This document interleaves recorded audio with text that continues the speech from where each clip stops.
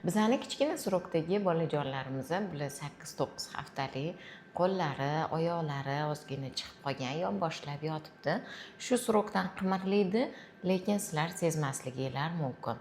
Kichkina suroklar uchun ozgina tavsiya bermoqchiman. Og'rish qilmanglar, qattiq siqilmanglar.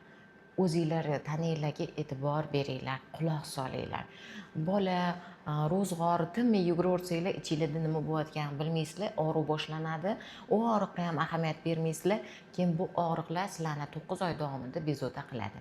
Shuning uchun homilador bo'lgandan keyin kichkina suroklarda, mana bu 10 haftalik bolajon. Mana shunaqa kichkina suroklarda ko'proq dam olishga, ko'proq yotishga, kayfiyatlarini ko'tarishga e'tibor beringlar. Bu vaqtda asqaruvchin ko'p kerak bo'ladi bolaga. Tomirlari mustahkam bo'lishi uchun ular kivida ko'p, limonni po'stlog'ida ko'p yesanglar bo'ladi yoki issiq-issiq suv ko'p ichsanglar ham qon aylanishi yaxshi bo'ladi.